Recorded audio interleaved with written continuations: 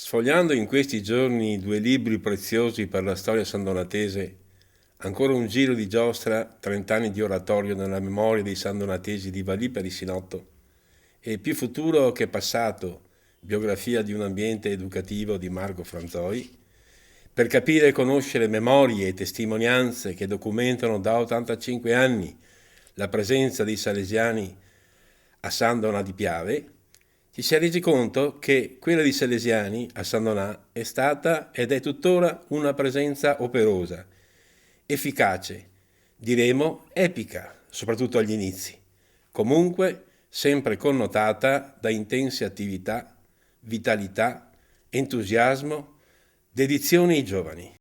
Diciamo che l'oratorio a San Donà è stato un pilastro per la crescita umana e sociale di diverse generazioni.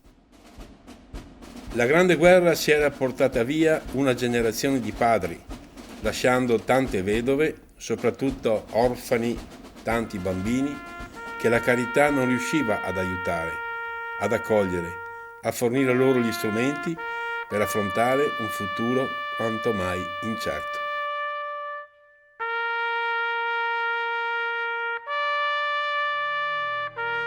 Monsignor Luigi Saretta, che pensava a Don Giovanni Bosco e alla presenza dei Salesiani a San Donà, il 1 giugno 1926 riceve la visita di Don Filippo Rinaldi, terzo successore di Don Bosco, che raccoglie la domanda di aprire a San Donà un oratorio per i giovani e finalmente vede realizzarsi il sogno di avere dei padri salesiani.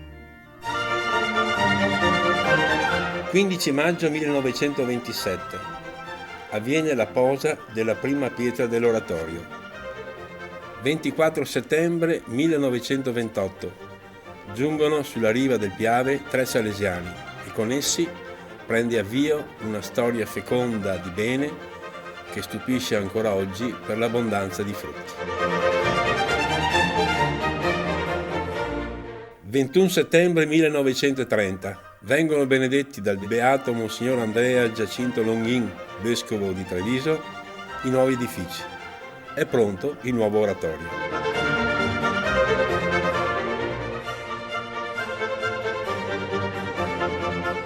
Gente umile, dignitosa, depositaria di veri valori quella sandonatese, che trova nell'oratorio una casa sicura per i propri figli, un luogo di aiuto, di ascolto, di gioco, di riflessione, di preghiera. Anche oggi l'oratorio Don Bosco di San Donà di Piave, universalmente noto come l'oratorio più bello del mondo, è sempre aperto, accogliente, sensibile, attento alle problematiche cruciali del nostro tempo.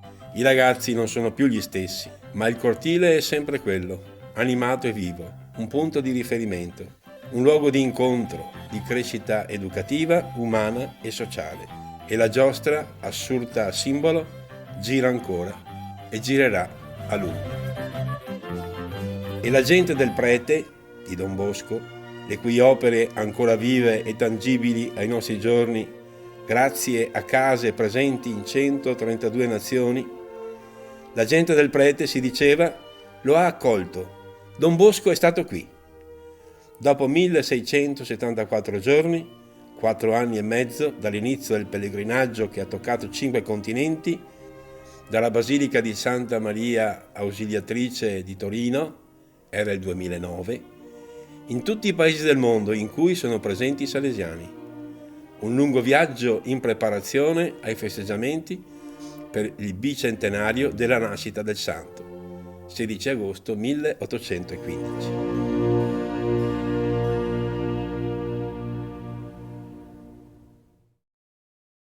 L'allestimento di una mostra nelle sale del piano terra dell'oratorio, sedi delle associazioni, ha avuto lo scopo di far riflettere il visitatore, soprattutto i ragazzi, naturali destinatari del messaggio, sul desiderio che aveva Don Bosco, sul suo grande sogno di far del bene per i giovani.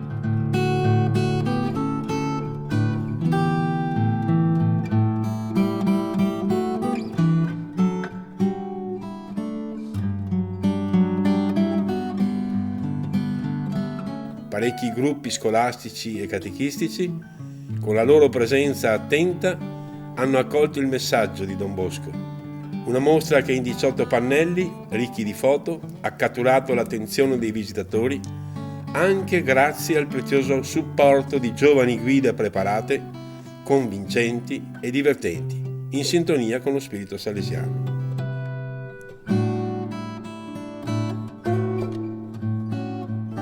I temi affrontati, momenti salienti della vita di Don Bosco, con l'obiettivo di far del bene, soprattutto servire i giovani. Don Bosco li voleva santi, cioè felici per sempre. Don Bosco è stato l'incarnazione della carità. Grande il suo carisma, tuttora vivo e stimolante, e quanto mai attuale vista la mancanza oggi di veri valori di solidarietà, di carità.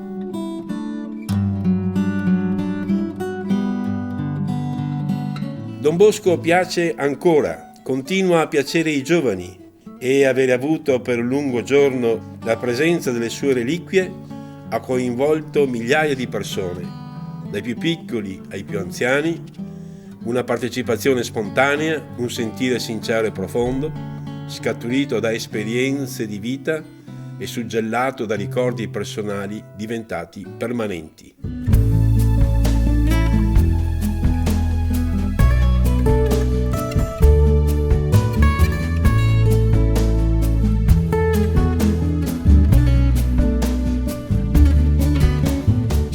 L'urna, arrivata a San Donà, al parco fluviale verso le 8:30, a bordo di un veicolo bianco recante la scritta Don Bosco è qui, è stata accolta in un tripudio di giovani festanti, di giovani tanto amati. Diceva: per voi, giovani, studio, per voi lavoro, per voi vivo, per voi sono anche disposto a dare la vita.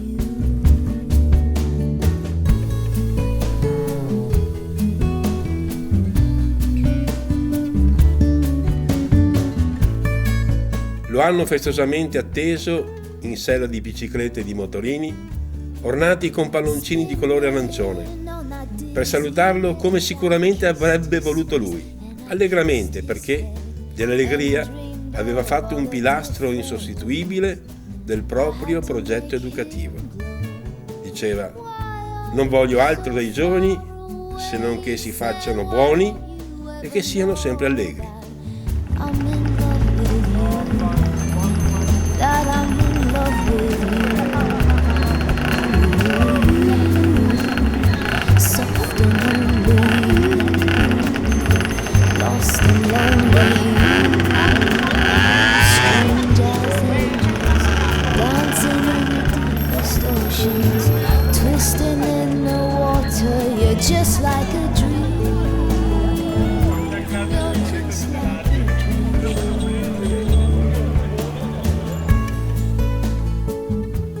Scortata per le vie del centro, la teca con le reliquie del santo è stata trasportata nel Duomo per la messa solenne.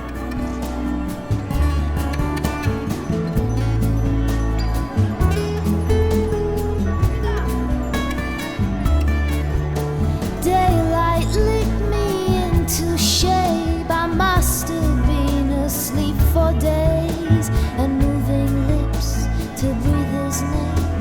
I opened up my eyes. I found myself alone, alone, alone above the raging sea that stole the only boy I loved and drowned him deep inside of me.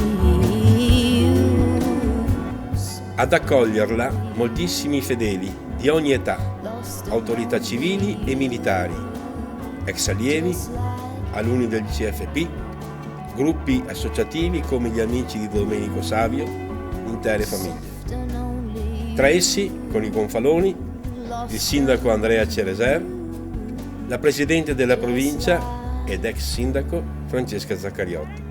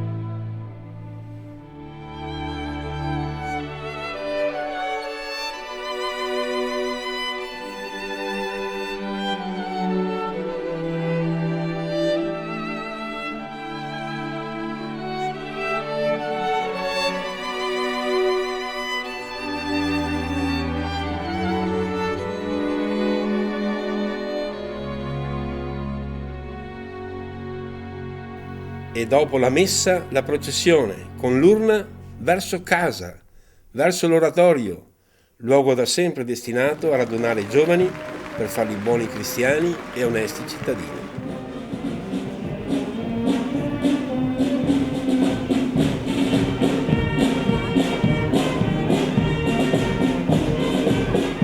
Guidati dalla banda dell'oratorio, diceva un oratorio senza musica è un corpo senza anima, seguita dai ragazzi con tra le mani i volumi delle memorie biografiche, dai carabinieri in alta uniforme, dalle autorità civili e religiose, da numerosissime persone di ogni ceto ed età, la teca è giunta alla meta.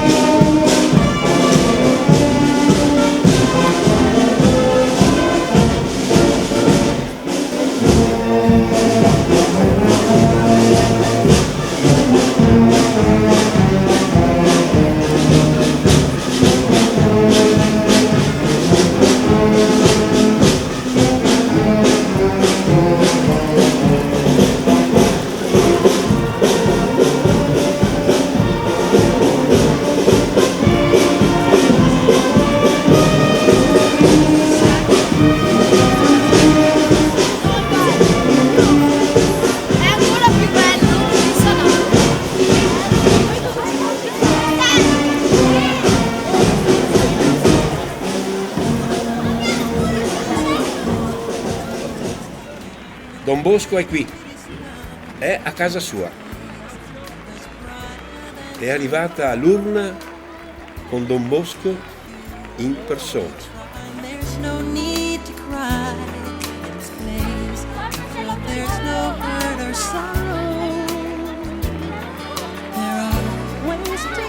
E qui il rituale lancio di caramelle dal balcone soprastante l'ingresso principale. Tutta la comunità salesiana sandonatese è presente.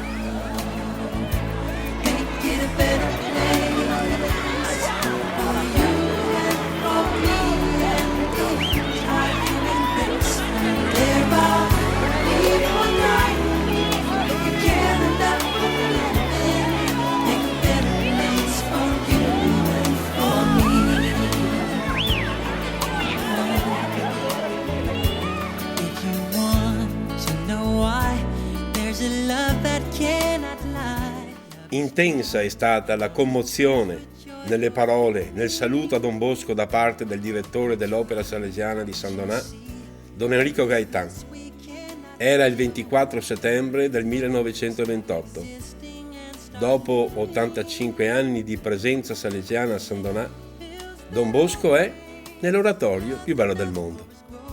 E poi le parole del sindaco, che come scout è cresciuto all'oratorio, e quelle del presidente della provincia, Francesca Zaccariotto, che ha ricordato quando, bambina e adolescente, praticava la comunità salesiana, orgogliosi entrambi di aver frequentato l'oratorio salesiano. Allora c'è un libro dedicato all'oratorio che ogni sandonatese deve leggere se vuole capire che cos'è la sua città. Questo libro è ancora un giro di giostra e fa riferimento a questo insieme di ferro che è qui dietro a noi, su cui noi tutti ci siamo seduti a diverse età. 50 anni fa era l'unico gioco disponibile all'oratorio ed è ancora lì, restaurato tante volte. Così come ci sono ancora i ragazzi Autrice di questo libro è Valdippa Isinotto, mentre la prefazione ricorda le parole di Don Domenico Moretti, che definì questo oratorio come il più bello del mondo. Sicuramente per noi è così, anche se magari siamo un po' di parte, però io direi che siamo tutti d'accordo. In una lettera del 1920 Monsignor Saretta scriveva di centinaia di orfanelli senza padre, senza madre e senza pane. C'era non solo da ricostruire la città, cioè il tessuto urbano, ma anche il tessuto umano. E quei bambini non andavano solo sfamati, ma anche educati. Per questo i salesiani giungeranno a San Donato dopo la fine della Grande Guerra, e la loro presenza rimane legata indissolubilmente a questo oratorio.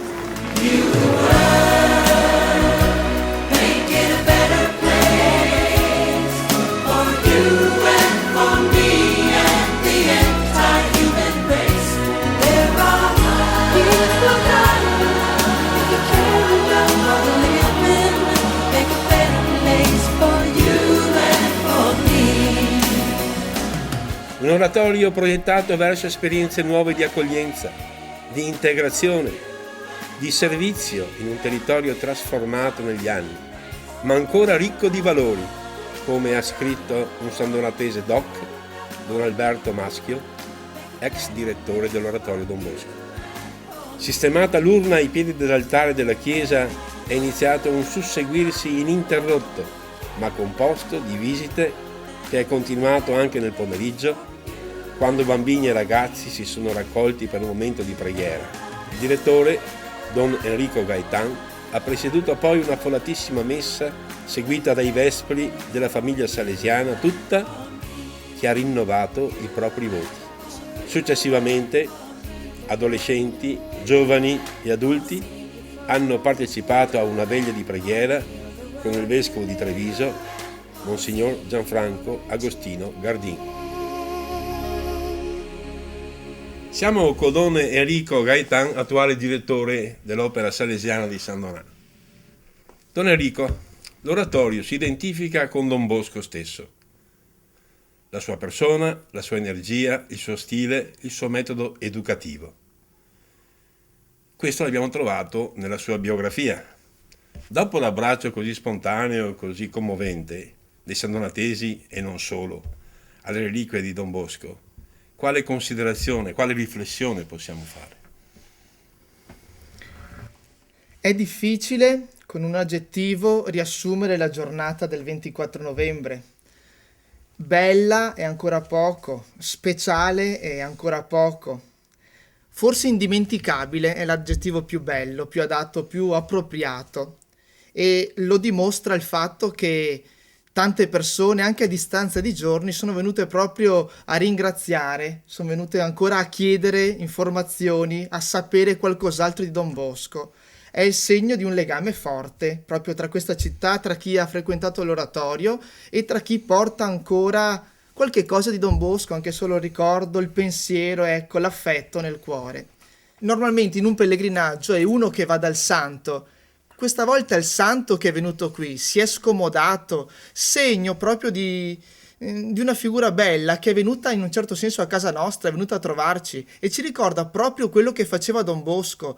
Non solo stava all'oratorio, ma girava per Torino, andava nelle botteghe, andava nei cantieri, andava in cerca proprio di ragazzi. E il suo venire a San Donato è proprio portare avanti un po' questa sua abitudine, diciamo, il fatto di andare ancora una volta incontro ai giovani. Don Bosco dedicò tutta la sua vita ai giovani, soprattutto ai giovani in difficoltà, i giovani abbandonati. Aveva promesso a Dio che fino all'ultimo respiro sarebbe stato per i suoi poveri giovani. Diceva: sono tutto per voi, giorno e notte, mattina e sera, in qualunque momento. Quindi una dedizione totale. Quale messaggio dare ai nostri giovani, soprattutto oggi?